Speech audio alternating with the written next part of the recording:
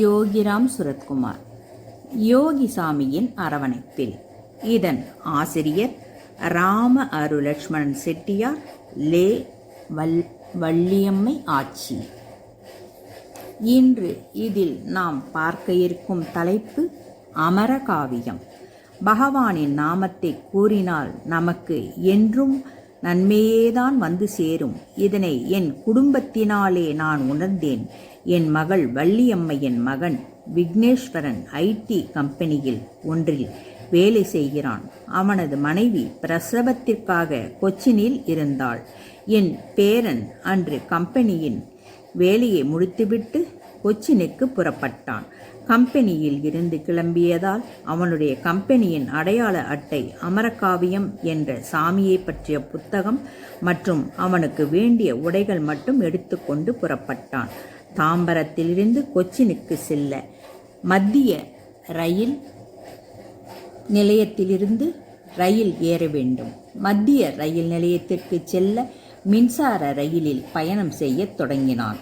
அவன் இறங்குமிடம் வந்ததும் இறங்குவதற்காக தன் இருக்கைக்கு மேலிருந்த உடைமைகள் வைக்கும் இடத்தில் வைத்திருந்த தனது பேக்கை எடுப்பதற்கு பார்த்தபோது என் பேரனின் முகத்தில் லேசாக அதிர்ச்சி பரவியது.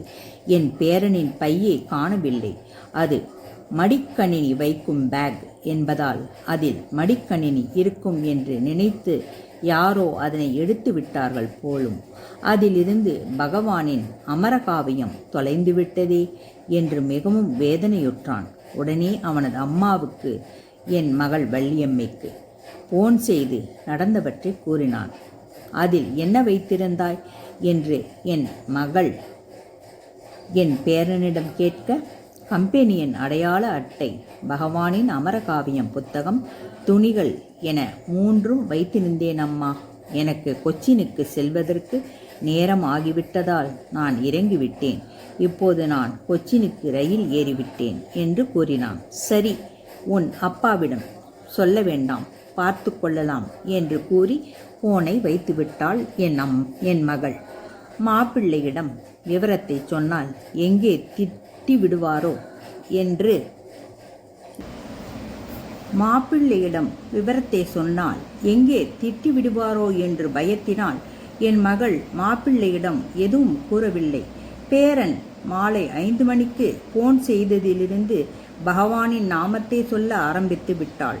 அங்கு பேரனின் மனைவியும் மற்றும் மனைவியின் குடும்பத்தாரும் விஷயம் தெரிந்தவுடன் அவர்களும் பகவானின் நாமத்தை உச்சரிக்க ஆரம்பித்து விட்டார்கள். எல்லோரும் யோகியின் நாமத்தை பாராயணம் செய்து கொண்டிருக்க என் மாப்பிள்ளை ராமநாதனிடமிருந்து இரவு 7:30 மணிக்கு வள்ளியம்மைக்கு போன் வந்தது. அவள் போனை எடுத்ததும், விக்னேஸ்வரன் பேக்கை தொலைத்து விட்டானா என்று கேட்டுள்ளார். என் மகள் திடுக்கிட்டு போய், உங்களுக்கு எப்படி தெரியும் என்று கேட்க, மாப்பிள்ளையிடம் சற்று கோபம் வெளிப்பட்டது. பேக்கை தொலைத்து விட்டானா இல்லையா என்று கேட்டார். மகள் வள்ளியம்மையும், இனி மறைத்தால் நல்லதுக்கல்ல என்று எண்ணி அனைத்து விபரமும் சொல்ல, என் மாப்பிள்ளை, எனக்கு ஒருவர் போன் செய்தார், அவரிடம்தான் விக்கியின் பேக் இருக்கிறது. காலை 5:30 மணிக்கு தாம்பரம் ரயில் நிலையத்திற்கு வந்து வாங்கிக்க சொன்னார்.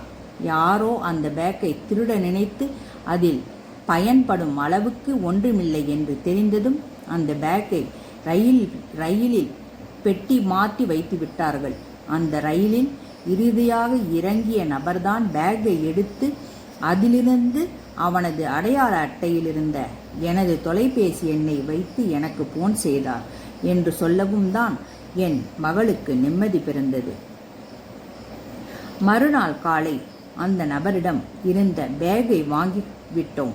பகவானின் கீர்த்தனை பாடிய அவர்களுக்கு நன்மையே நடந்துள்ளது. என் பேரனின் விருப்பமான அமரகாவியம் புத்தகமும் அவனுக்கு கிடைத்தது. என் மகளின் மகன் விக்னேஸ்வரனுக்கு மட்டும் பகவானின் அருள் கிடைக்கவில்லை, அவனது அக்காளான வித்யாலட்சுமிக்கும் கிடைத்தது. வித்யாவின் சிறுவயதில் பகவான் அவளது நாக்கில் எழுதினார்கள். அது அவளுக்கு கிடைத்த பாக்கியமே. என் பேரனுக்கும் பேத்திக்கும் பகவானின் அருள் கிட்டியதில் அவர்கள் நன்றாக இருக்கிறார்கள். யோகிராம் சுரத்குமார், ஜெயகுரு ராயா. பகவானின் அரவணைப்பில் அனைத்து உயிர்களும்